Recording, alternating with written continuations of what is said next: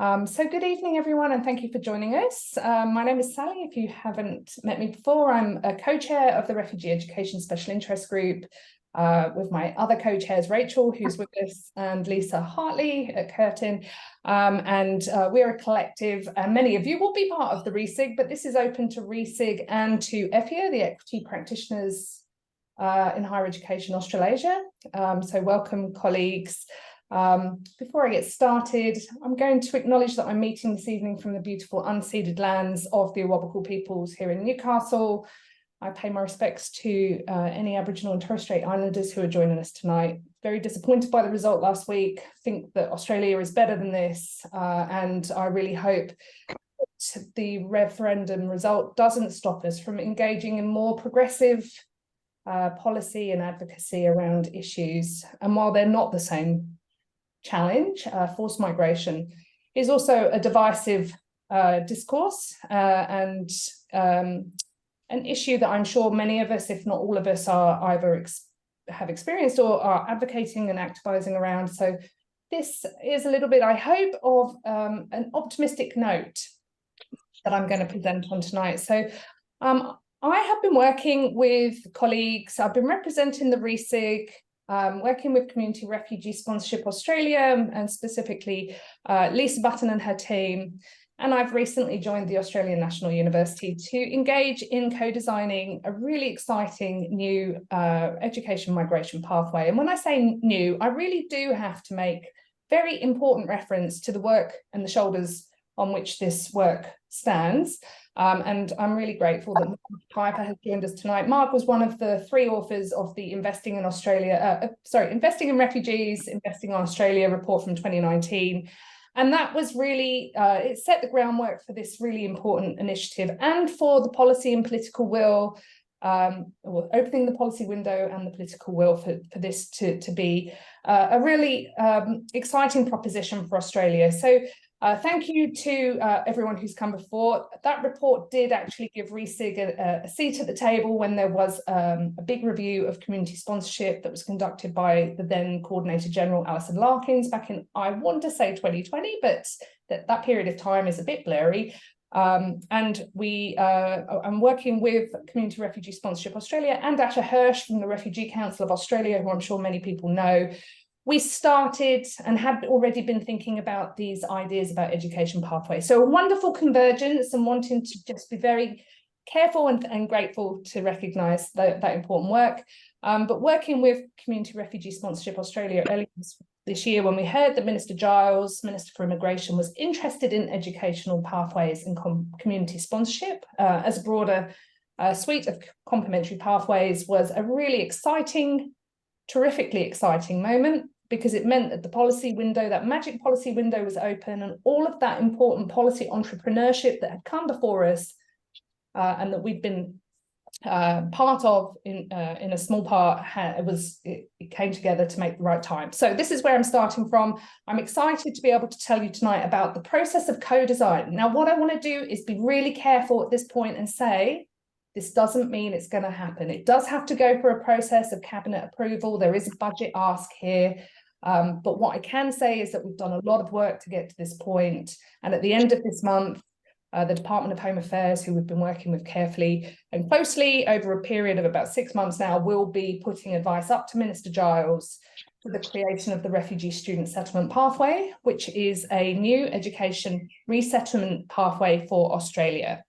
So what is the education pathway, you might be asking? Probably no, but I'll just tell you, just so we're all on the same page. So an educational pathway is it's a protection tool using education and perhaps community sponsorship. It's part of a series of complementary pathways. So in an ideal situation, it will sit outside of the humanitarian program. And so it's an education pathway that provides appropriate safeguards and legal entry and stay arrangements for people in displacement contexts. So it provides a new durable solution to resettlement. That's not always how they work, however. So the global picture that sits around this, quite exciting.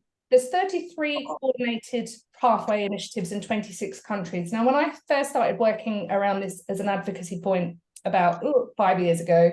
4 years ago, there were only 3, really. There was the Canadian program, there was a program in Mexico called the Habisha Project, and there was a program in Japan with the Japanese Christian Foundation. Now there are 33, which means that the intentions of the Global Refugee Forum, when they last met in 2019, to open more durable solutions and to see more complementary pathways in addition to resettlement programs, has been realised. But what you can see here within this graph, which is from the World University Service Canada, I must be clear to recognise the work here. They are the world leaders. So of these 33, most have a little blue triangle, and that means they use a study visa pathway. So that doesn't necessarily lead to those safeguards. It doesn't necessarily lead to a permanent protection pathway. It is an intention to open up educational pathways, and sometimes it's appropriate to talk about a pathway to a protection pathway. But the orange circles here, you'll see, are using private sponsorship or community sponsorship and have permanent protection pathways. So Canada's been operating for 40 years. I'll speak to their program in a moment. Belgium and Ireland are part of the EU Passworld initiative. So there's a couple of universities in Ireland, actually one, the University of Galway, sorry, and a university in Belgium, I think it's the University of Ghent, and Italy as well. And excitingly, the USA have just started, so they've just started their Welcome Core on campus this year. They've been working on it for the last couple of years. It sits within their Welcome Core, which is their version of community sponsorship.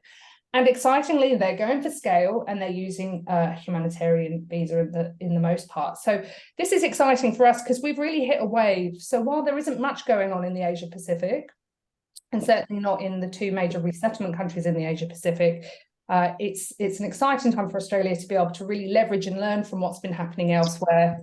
In particular, Minister Giles, is very interested in the World University Service Canada Student Refugee Program. So I'm going to call that WUSC from now on. So WUSC has been operating, as I said, for over 40 years. They are the world leader because they are the oldest. They're a mature program, and they have been extremely active in the Global Task Force on Third Country educational pathways, and have been an absolutely amazing support to the US and now to Australia. They've given us a lot of help and a lot of information and advocacy kind of tools that we can use.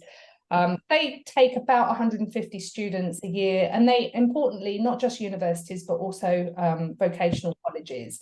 And that is an intention also for Australia. So while we are starting with higher education, because they're the easiest group to get involved with because of the federal kind of oversight of universities, it is a strong intention to expand the refugee student settlement program in Australia to the vet sector as well. And so that will be part of our work going forward. What's really great about the WUSC and why the Minister really loves it is because it runs on a peer-to-peer sponsorship model. It is a mature model now, so those campus-based local committees, which are mostly comprised of students, but also some staff, do a lot of the fundraising. There are some waivers from universities in terms of fees and accommodations provided.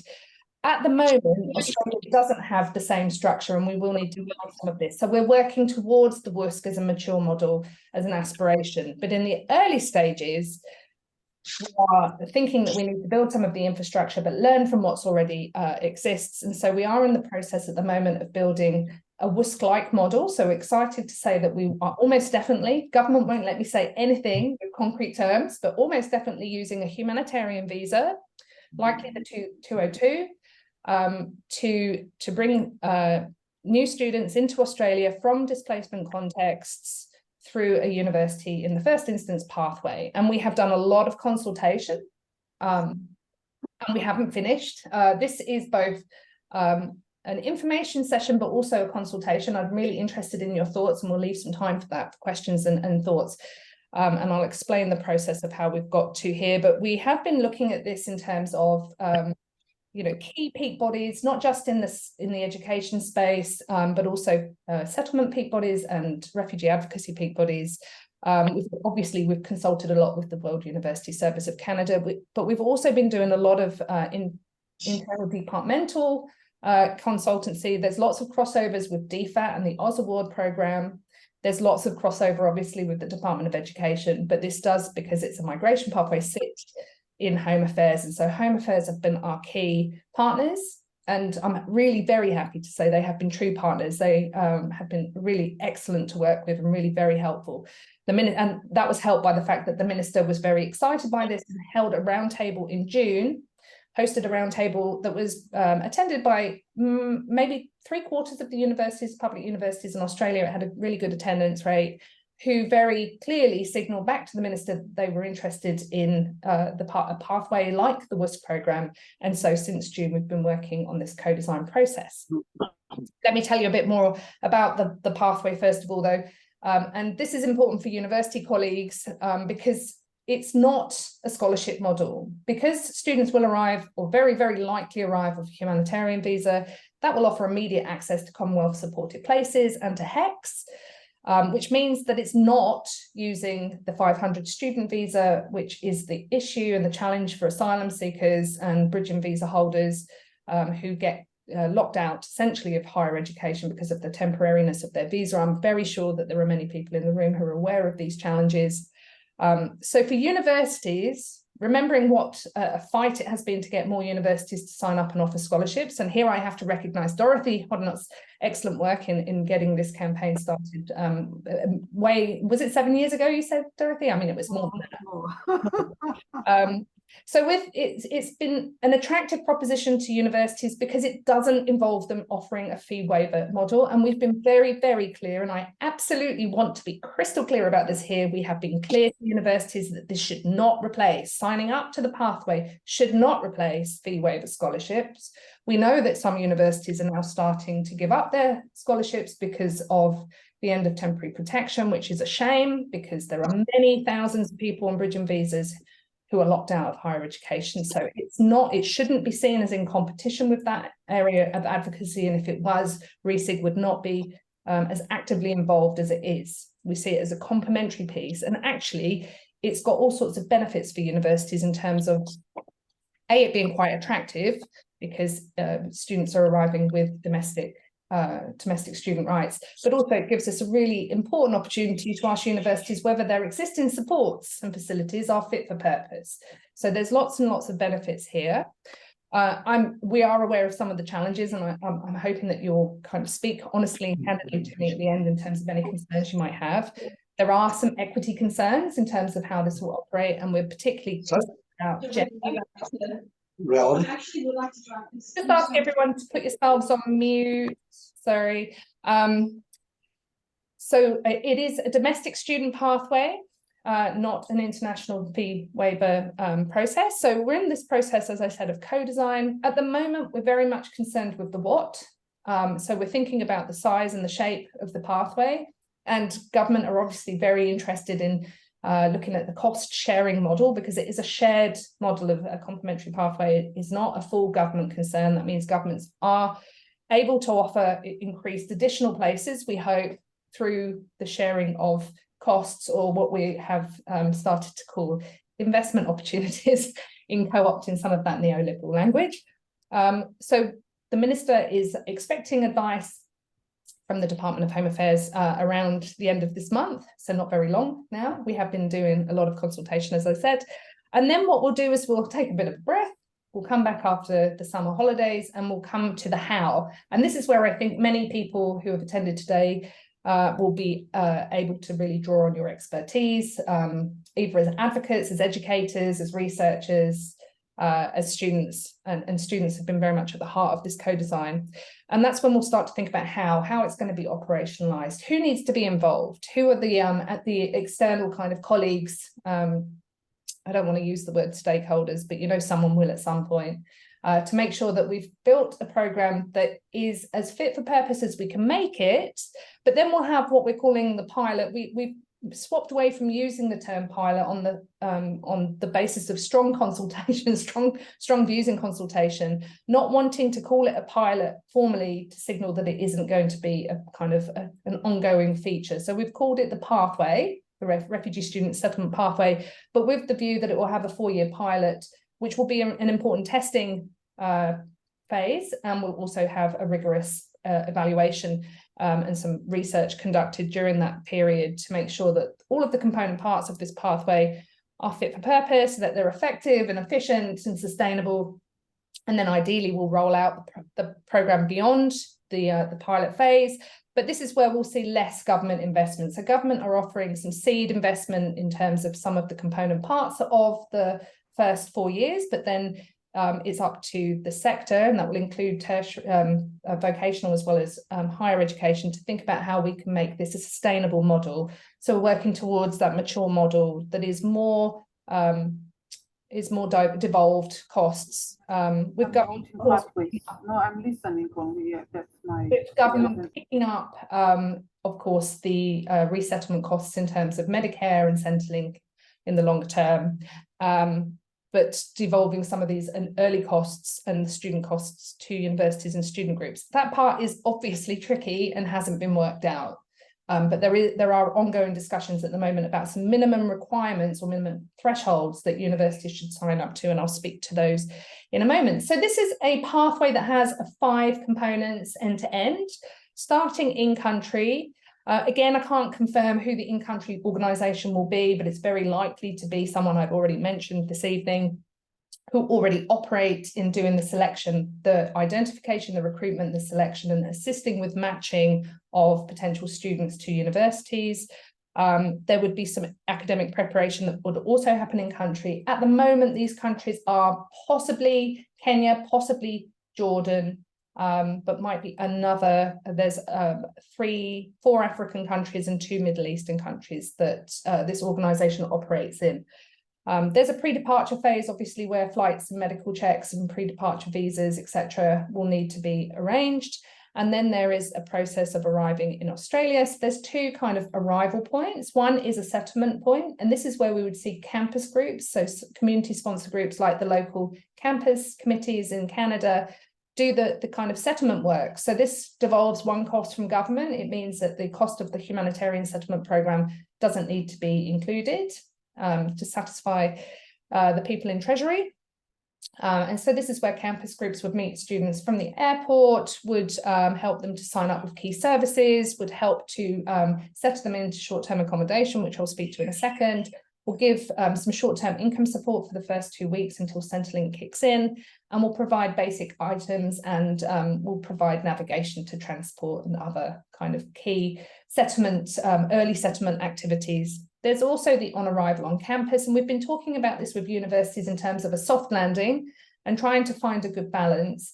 The balance with the soft landing is somewhat complicated by the schedule and how early we can bring students into the country, because the first 2 phases of this student journey are likely to be complicated and protracted. So there's some uncertainty around the kind of, well, it's an unpredictable component of the programme in terms of how long it will take for visa processing to happen and pre-departure visas. There are some countries at the moment where exit visas are very complicated, and so for this pilot phase, we'll almost definitely seek to avoid those countries.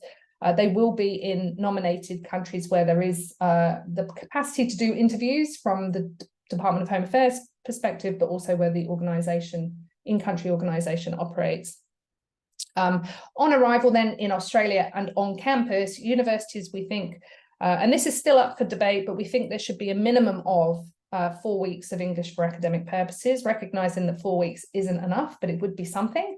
And this is a minimum, to be clear, and it will depend very much on when a student is able to arrive.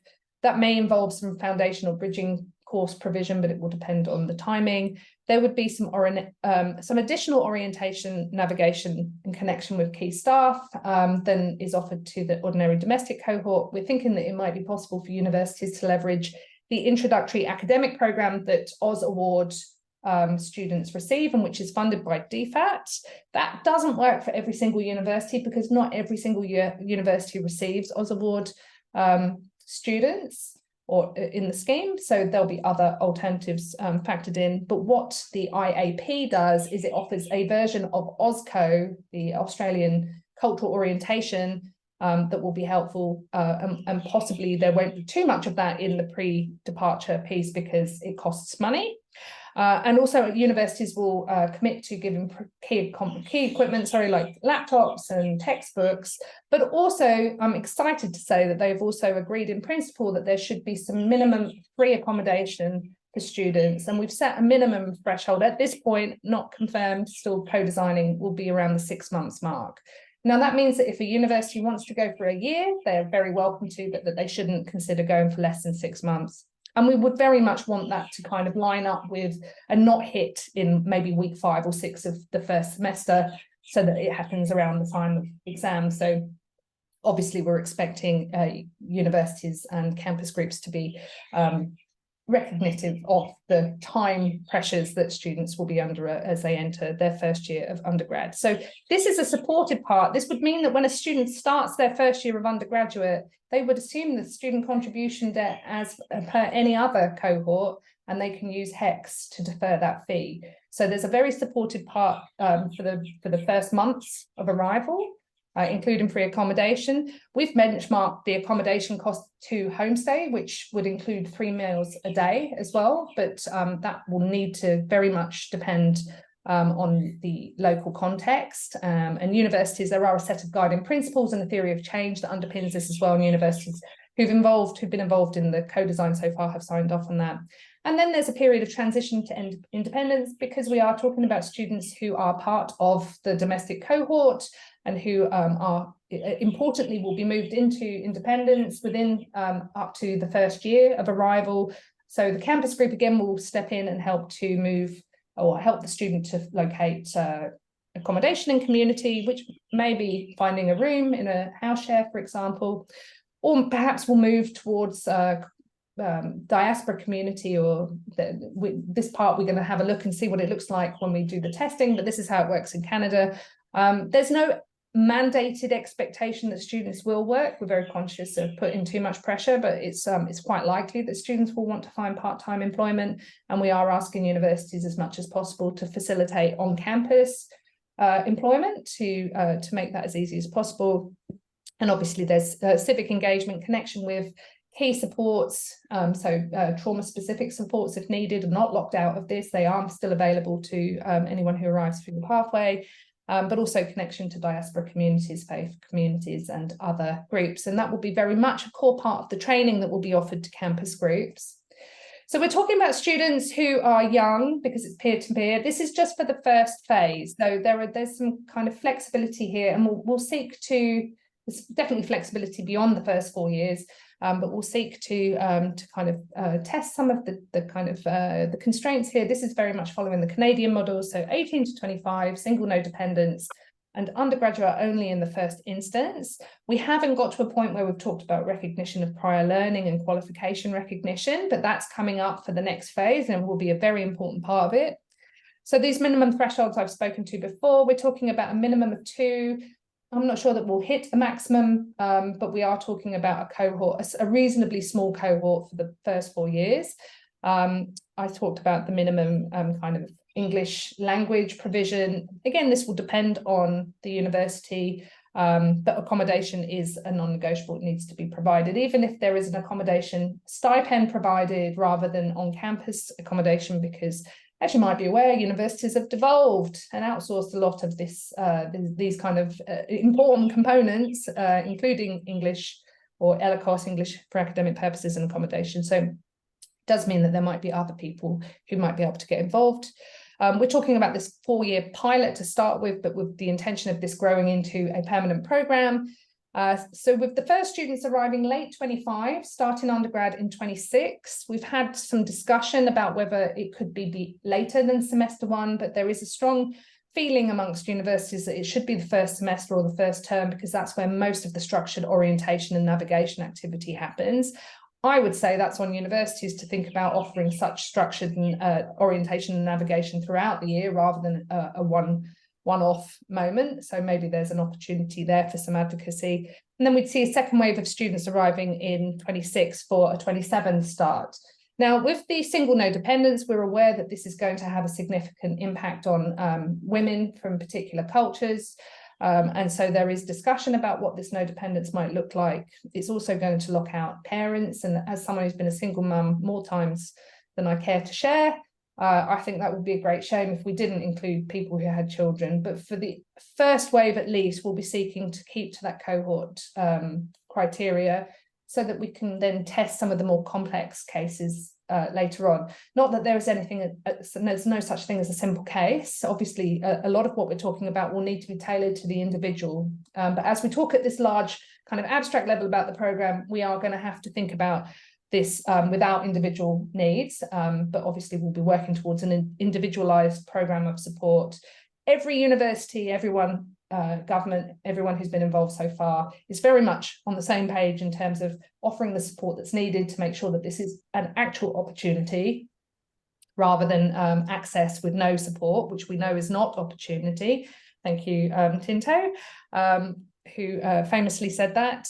So this is where we're kind of looking. I'm interested in your feedback on these points. It's important that we recognise this is a sharing model, so the sharing between the government, universities or educational institutions and sponsor groups. We're seeking to set a fundraising threshold for the campus groups, and we're very aware of the constraints on students in terms of time and other responsibilities, and that we are living in a cost of living crisis, and that will impact on the capacity for students to do a lot of extra stuff on top of study and paid work. So we're thinking that we'll set a fundraising kind of ceiling, and that could involve other things that don't necessarily involve students going and shaking a tin, so staff giving and obviously philanthropy. Government are very likely to, well, government will commit to the visa costs and doing the immigration part, obviously. In the first 4 years, they'll commit to paying the offshore costs to the offshore organising body. They will, on an ongoing basis, commit to paying onshore costs, which are very difficult to pin down an actual cost of what it costs to bring a humanitarian migrant in, but importantly won't include HSP, won't include the AMEP as well, because we're making assumptions about language proficiency and we're not talking at this point about other family members coming. And they're going to make a contribution to the coordinating body, which I'll speak about in a moment. Universities therefore have to pay for everything else, and some of that will be paid by them, some of that will be paid by the campus group, some of it will be paid by philanthropy, some of it will be paid by, for example, the student services amenities fee is an option. Hopefully the university accord process is going to mean a revised equity landscape that will hopefully include and name refugees within the kinds of metrics and funding and policy that directs activities around equity in universities.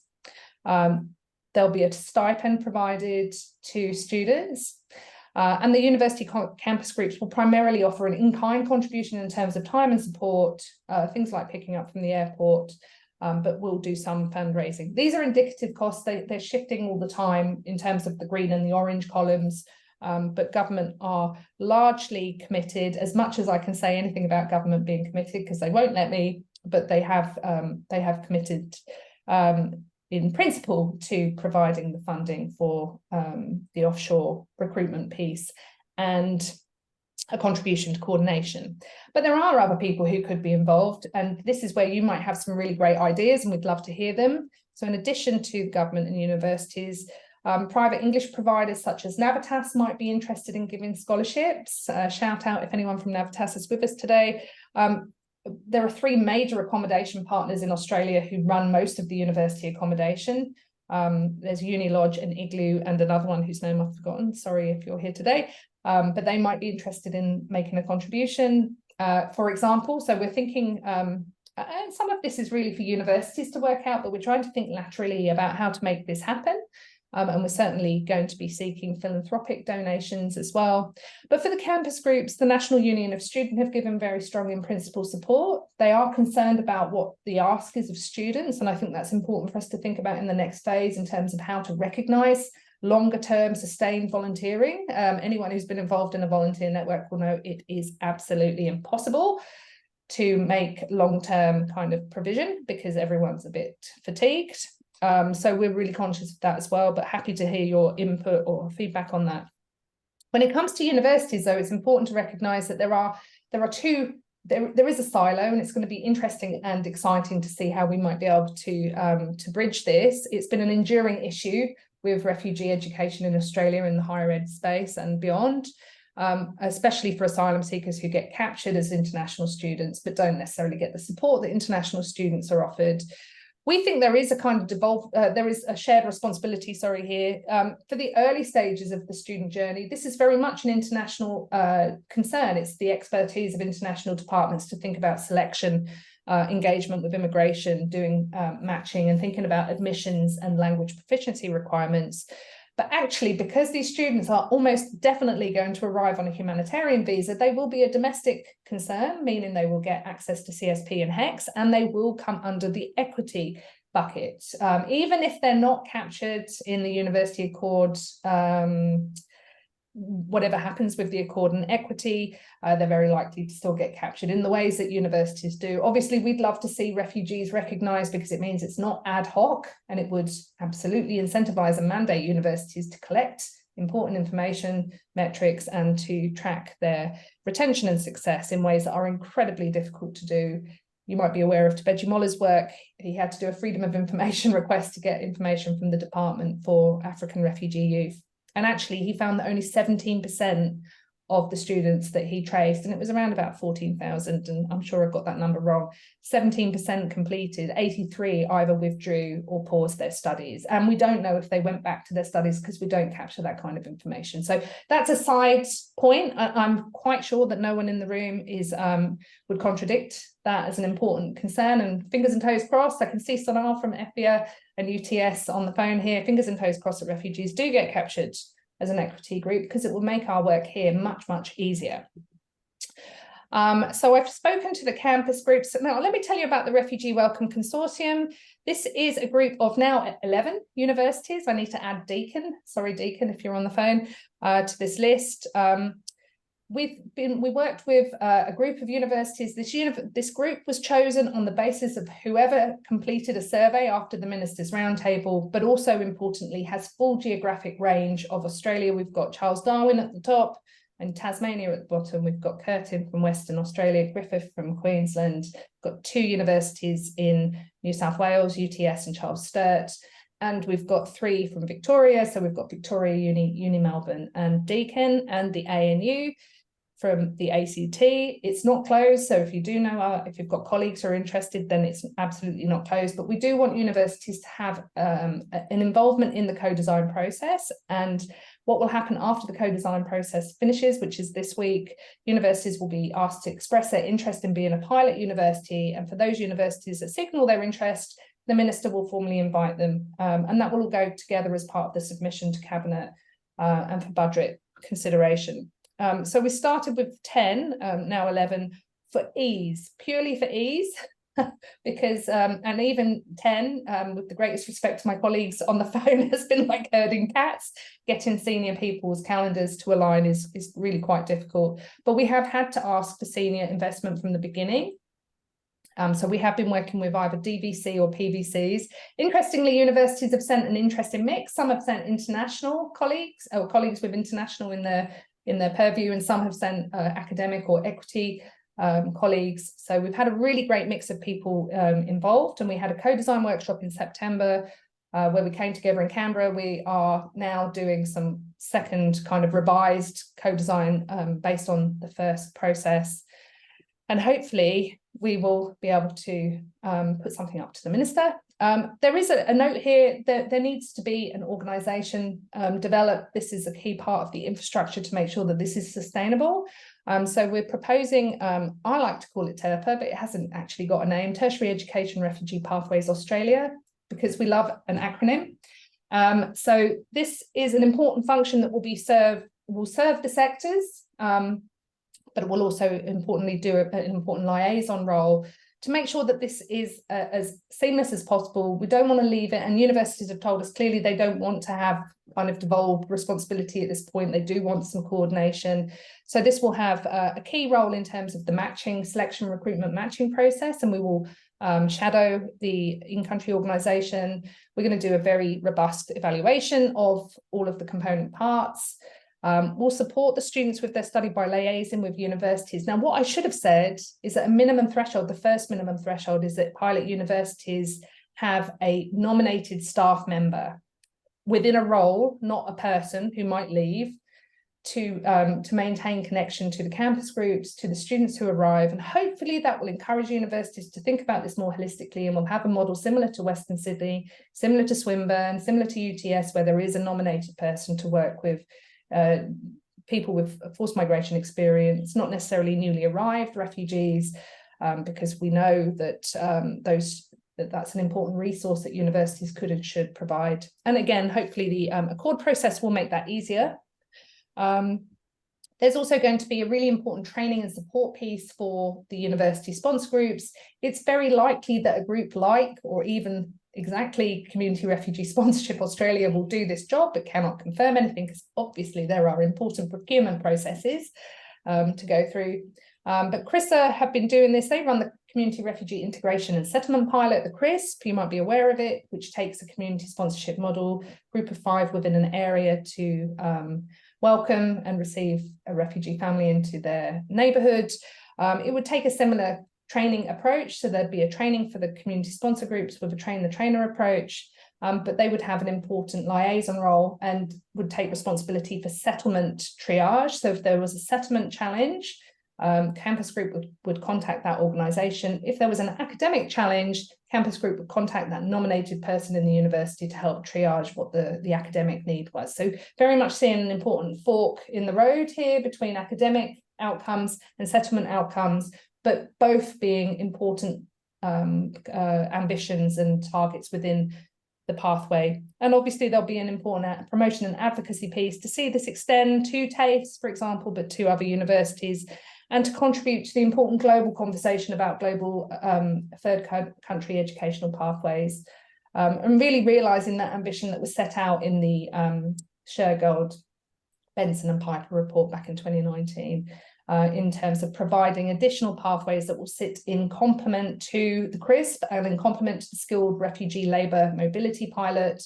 and will offer other community sponsorship complementary pathways with other institutions. So education has been the first one where it's really been co-designed from the beginning rather than an idea being taken to the government. The Labour government and Minister Giles has been extremely supportive and interested in expanding complementary pathways. And you might know that he recently announced an intention for the government to match the Labour Party ambition to welcome 10,000 additional complementary pathway places over time.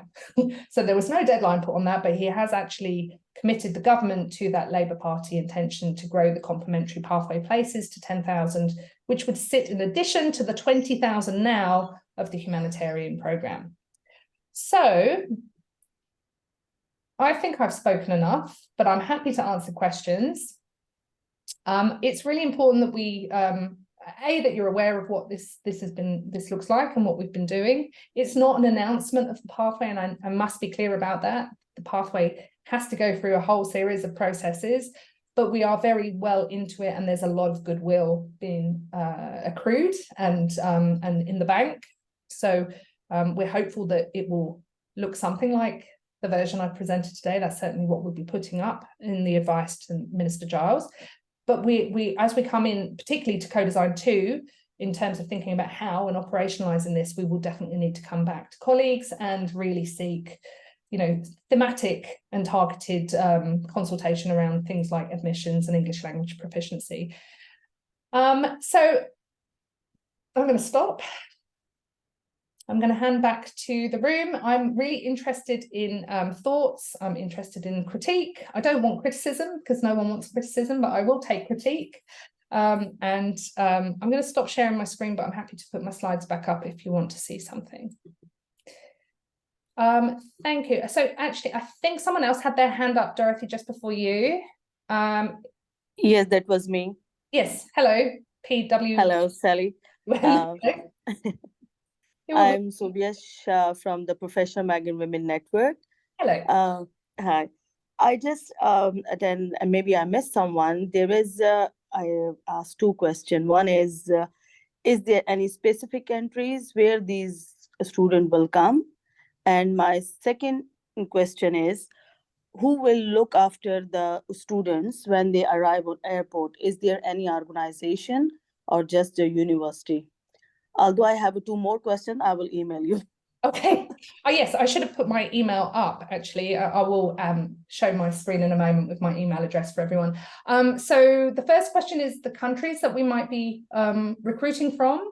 They're not guaranteed or confirmed, but it's likely to be Kenya and Jordan, but it might be other countries. So the in-country organization that we haven't confirmed we're using operates in Tanzania, Malawi, Kenya, Uganda, Jordan, and Lebanon.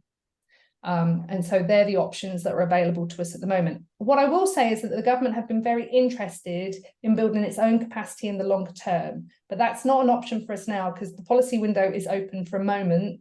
And so it's important that we kind of make use of existing structures and then think towards building regional specific structures in the future and opportunities. With regards to who's picking that up from the airport, it would be the campus group. And they would be supported and would get quite a significant amount of training before that happened. So it would be members of the campus group. They might be students, they might be staff members. Yes, okay. Here I just want to add one comment. When you are say like the student from the campus, I will request the people who are asylum seekers and on a bridging visas, and due to like people like you, Lisa, Rachel, all those people who are advocating for the asylum seekers, I just want to add these asylum seekers student, if you add them in this program somewhere who are already in a university as a student, it would be helpful and it would be easy to understand the refugee people because they already know they have facing the challenges. Thank you. That's really useful. I think number one, RESIG, and I'm sure other colleagues and advocacy groups on the call today will not stop advocating for more asylum seeker scholarships to make sure that access to people on bridging visas and other people we might call asylum seekers are also offered educational access. And I know to that end, Dorothy has been involved in some advocacy and perhaps Dorothy, you might speak to that at the end. She spoke at the beginning before I started recording. I think what we would want to do is make sure that the opportunities to volunteer are offered to everybody, and we would absolutely want to encourage lived experience in the student group. I think for people seeking asylum, students who have asylum seeker backgrounds, we would want to find a way of making sure that that wasn't exploitative and was perhaps recognised in some way. And so that's an important consideration for us to take forward to that next phase. Thank you. Thank you. Very useful feedback. Mark. Sally, and hello to all of the people online. Sally, congratulations to you and the team, because this has been, you have done a huge amount of work, and it is a really exciting initiative. I was particularly, music to my ears was the issue around additionality. One of the things that has happened in the past is that the government has always been quite keen to slot things into the existing program numbers so that they get out of paying for things and shifting costs to the community. So keep fighting for that, because it is so important. And also I was so pleased to hear too that you've included the funding to build the campus groups, because as we've learned from CRISP, that having well-trained, well-monitored supporters is absolutely vital. Community goodwill in and of itself is not enough. A couple of things though, curious about. One, why only undergraduates? I know that when Peter and Karen and I were talking about this originally, we were thinking about postgrads and postdocs, because it could be sold on the basis of a brain gain for the country, and also people who are potentially more likely to come and stay and build, coming with family and building a life here. And I think that segues into my other area about bringing young people who can't bring their family, and the emotional impact of separation from family, and whether or not that will have an impact on their ability to integrate within the Australian community. I'm assuming you've thought these through, but it'd be interesting to hear your, yeah, thanks, Mark. Two really good questions that have been subject to a lot of discussion. The undergraduate only at the moment is purely for the reason, I mean, there's a couple of reasons, but we're trying to follow the WUSC model, and they only offer undergraduate. The other challenge with that is that the postgraduate cohort will tend to be older and will probably have dependents. So that was one of the reasons, but I absolutely take your point, and I think we would absolutely want this to extend beyond those narrow criteria. You'll obviously understand that we're in the process of trying to get something built quickly so that we can amend it as we go on. We have talked extensively about family reunification with the department, and there's no easy resolution because there isn't a family reunification pathway. Canada also Canada does have a way of it happening, but they generally don't take anyone who's got family in the first year so that people can settle into study. And they've done a lot of work looking at, or certainly they're aware of, the complexities of exactly what we've talked about in terms of the kind of the missing of family and what that does to psychosocial health and what it can do emotionally. So we have been discussing this. The path of least resistance is to go with what WUSC do. But these are live issues. And I'll just very quickly mention, we are petitioning for additionality, but I cannot say that it is the case. But universities have made it exceptionally clear that they're not interested in paying for the government's commitment to the 20,000. And I know that argument has been very clearly soundly been heard. So that this information, I mean, the more kind of petitions, and I know that the department told a colleague yesterday to put it in writing so that it can go into the submission. They've heard very, very clearly that the study visa option is not going to work and universities are not interested. So that's good. We dismissed that option. So now this additional point, I think it's an important point when you're asking civil society to put their hand in their pocket. You're absolutely right, Mark. There's also I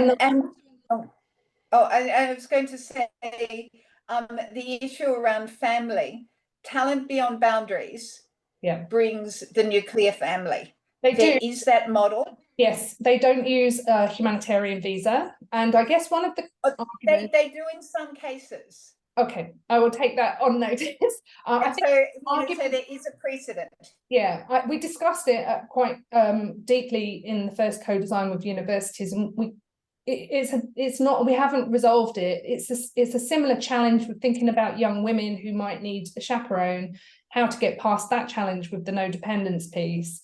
But universities' primary, other than wanting to do the right thing, which I think is admirable, and lots of universities really do, I think they are concerned about the academic success and the academic performance, and so there were thoughts about family there and on both sides. So I might just pop a pin in that, Mark, because it's a really good point and it's still live, but very useful feedback. I am recording this, so I will take all of this and happy to discuss further with you offline. Yes, absolutely. Drop me an email. That would be great. My email is in the chat. Thank you to Rachel who popped it in there for me. Cheryl. Hi, sorry for that. Yeah, my question is around, I guess, the trauma, psychosocial aspect, and just thinking that, number one, two things: will there be access to trauma services? And secondly, the fact that it's known that when someone has been through trauma, often it is difficult for them in the learning process. And just wondering how that will play out and how that will that be understood by universities? Will there be any sort of I'm trying not to use the word exemptions, but you know what I'm trying to say, understanding and willingness to allow for that. Yeah, thanks, Cheryl. Excellent questions. Firstly, yes, there's nothing that would preclude anyone arriving through this programme from accessing trauma services.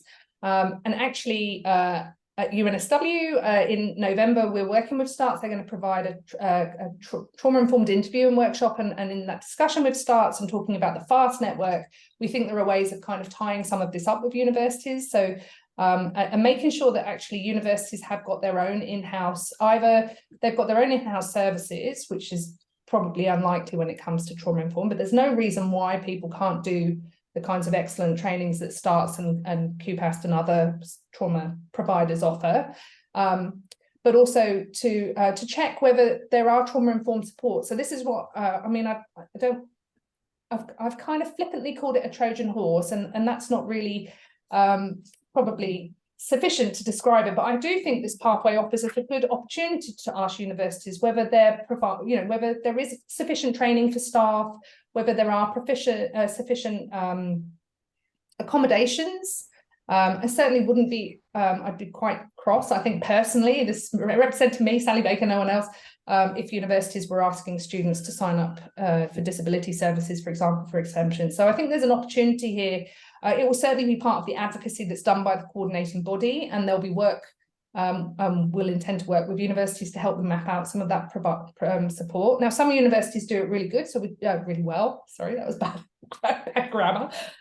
So we've got really good examples of good practice across the country that RESIG has been active in sharing, but certainly we could share in a more purposeful way.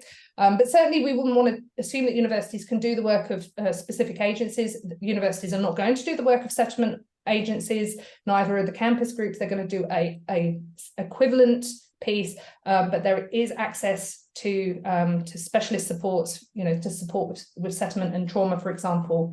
I think your point is really important, and I think I and others have kind of made this argument quite strongly to universities that they should think more with a trauma-informed lens or a trauma-impacted lens, and have more awareness. So hopefully this will encourage more training, and not just diversity training, but properly kind of informed training.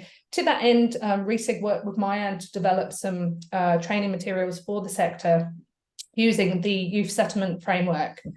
So there are already materials that exist. It's really just a case of encouraging universities to do that. Now, I will just mention while I'm on here that there is also at the same time an initiative from Welcoming Australia to develop a Welcoming Universities standard, which is a really exciting kind of new set of accreditation for universities. So you can imagine this kind of pathway, and being a pilot university will become something around the gold standard mark of welcome.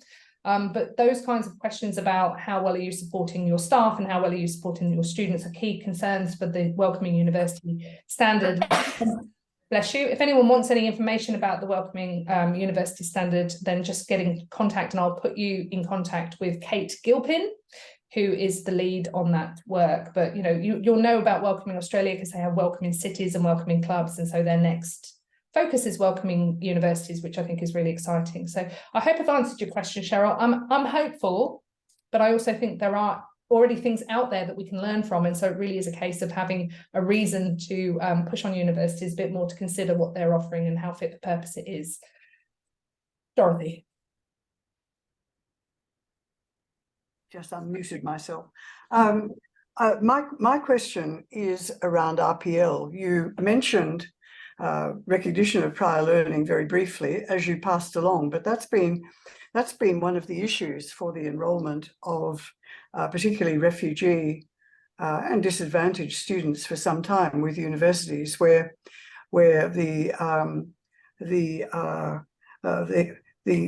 power of the ATAR often discriminates against people who've had long periods of interrupted education. Certainly most of the refugee students that I've encountered over the years have had substantial interruptions to their education. Some of them, of course, haven't started formal education until they were adolescents.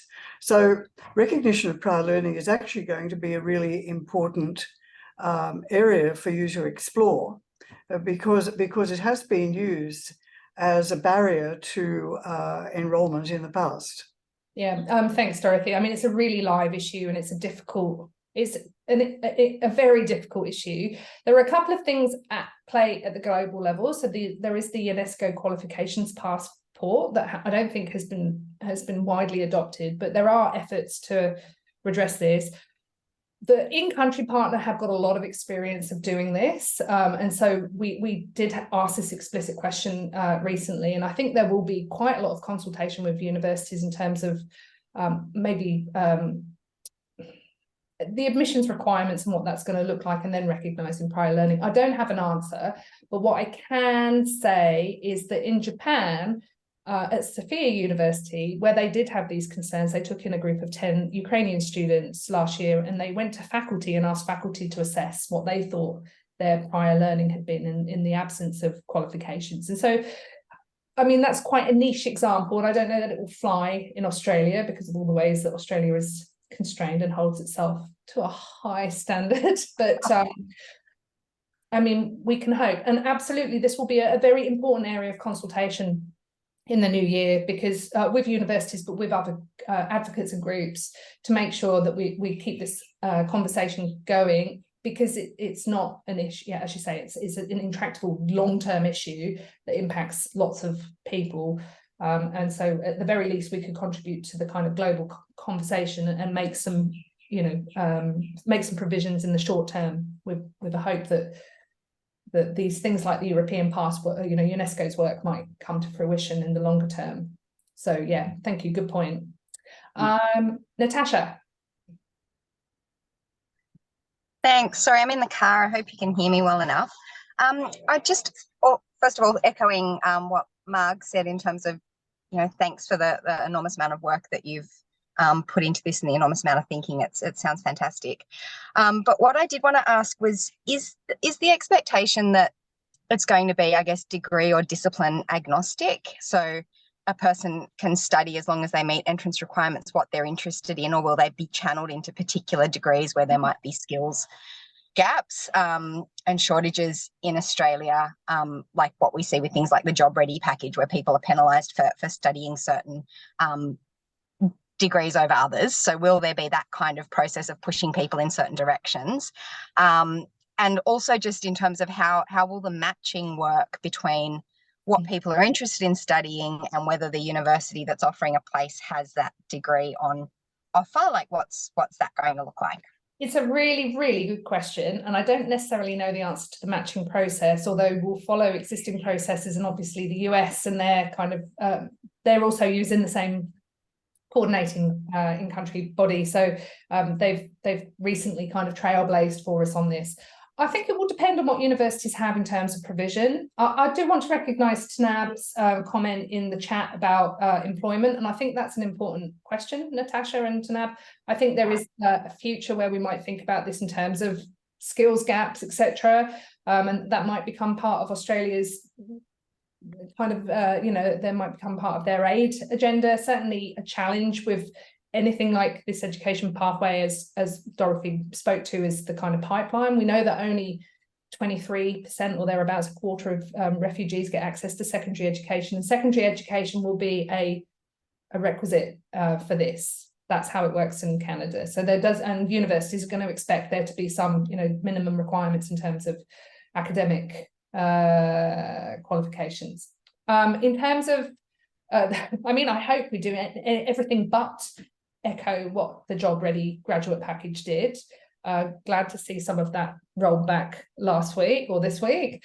I think it will depend on what universities have. I think the matching process is going to be interesting. I think we're going to learn a lot of hard lessons, to be honest. I'm glad that we're not trying to build this from scratch, and that we are going to, you know, leverage from all of the, you know, very strong expertise and experience that the in-country organisation can provide, and that's why the government are prepared to pay for that cost. It's quite a significant cost. It's about $9,000 a student, that contribution to doing that work, and it's an important contribution. It's an important cost, because if you get it wrong, you get it really wrong, and it's bad news for everyone. So I don't know the answer, but if you want to get involved in that consultation, we'd love to hear a bit more. I think I attended a global task force meeting earlier this year, and the strong consensus from you know, more established programs was that education and employment have to tie up. So yeah, in the future we might think about industry scholarships, or we might think about there being particular disciplines that are advertised, and as long as that is, you know, the communications around this and the advertising recruitment will be really important bits to consider.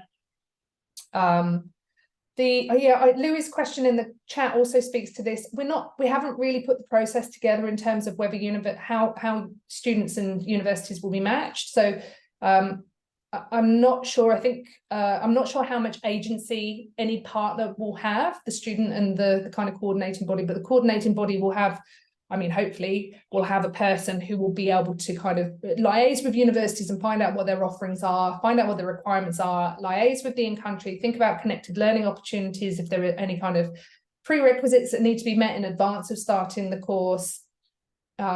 It's definitely the most challenging part, I think, of this. I always thought it was going to be a massive fight. I always thought it would be a fight with universities and a fight with government, and it hasn't been. Government wanted it.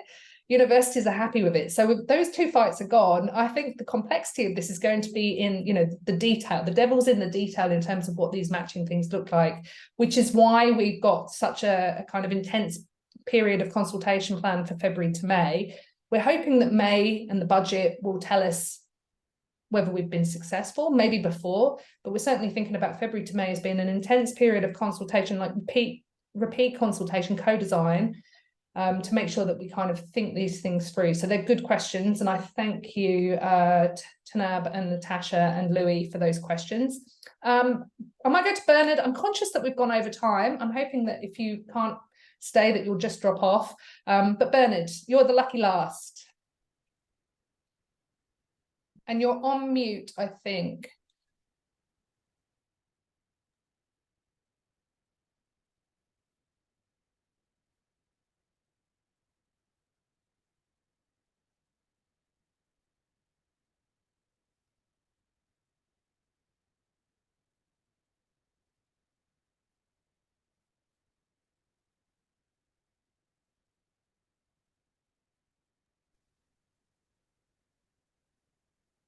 Do you want to pop it in the chat?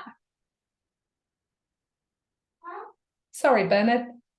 Does anyone, while Bernard's typing, does anyone else have any observations, questions, anything to add?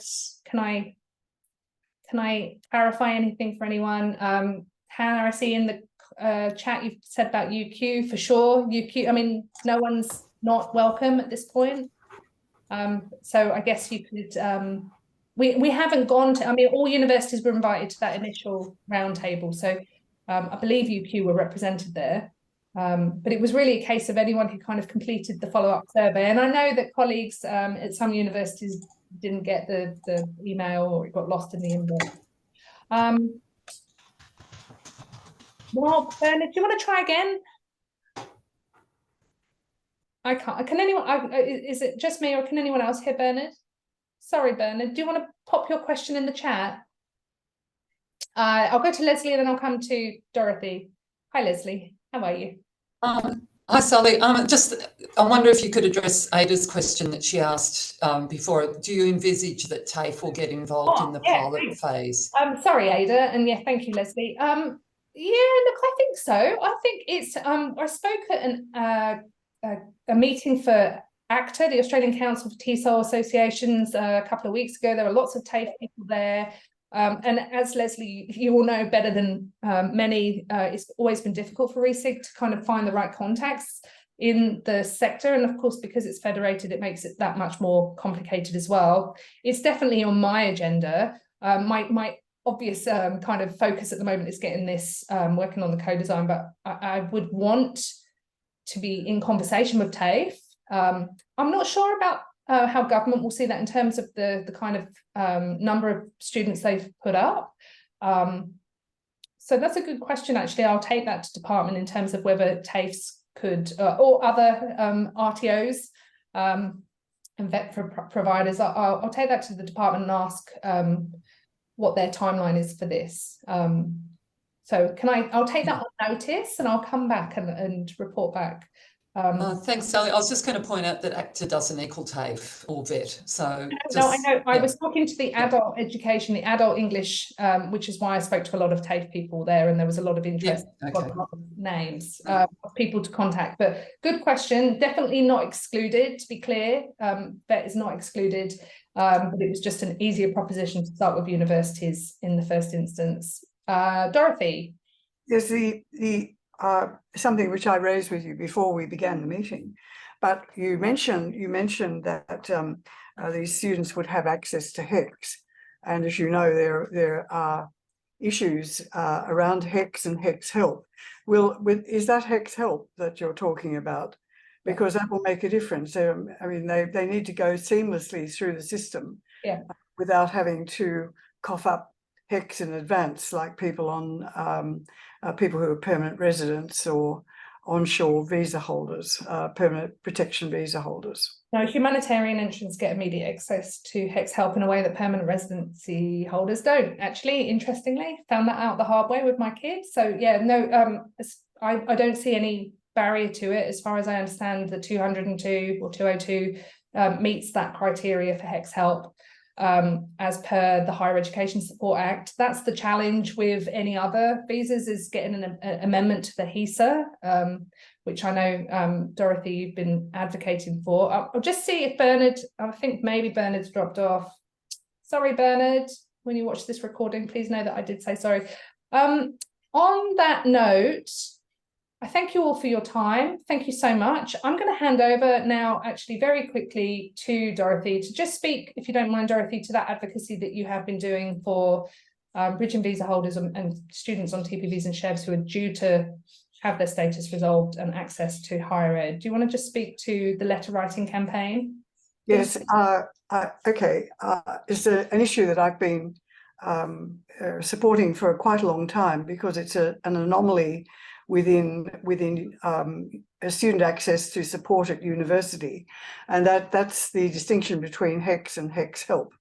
And people currently, permanent residents, Australian citizens, humanitarian visa holders of one sort or another, onshore, offshore, are all entitled to HECS.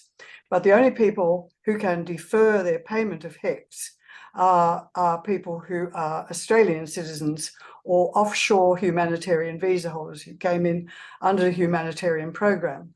And HECS help has not been extended either to permanent residents in Australia or to those people who gain protection in Australia.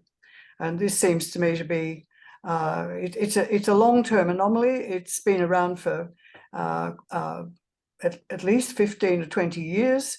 It was an issue once Zainab, the eponymous Zainab from my Friends of Zainab Scholarship Fund, got protection, is that she then had to cough up HECS up front, even though she was entitled to it. Mm-hmm. So I've raised this as an issue with the Minister for Education's office as part of a meeting through the Blue Mountains Refugee Support Group, which I'm patron. And I've also raised it through Teachers for Refugees, and suggested that Teachers for Refugees and teachers involved in this issue start a letter writing campaign. This is because those students, particularly this year's HSC cohort, who are in transition between SHEV and TPVs, are finding great difficulty in the enrolment process into university, because UAC still, as far as I can see, still hasn't accepted that there's a transition going on, and that those people who previously would have been classified as international students should now be classified as Commonwealth funded CSP students, and therefore eligible for HECS and hopefully HECS help. So it's one of those things where the policies and the practice haven't caught up with each other. And it will be grossly unfair to young people who are currently completing their HSC this year, and possibly even next year, if they find themselves caught out by this. And that's the purpose of that campaign. So I've passed on all the notes that I had for discussion with the Minister's office to Teachers for Refugees.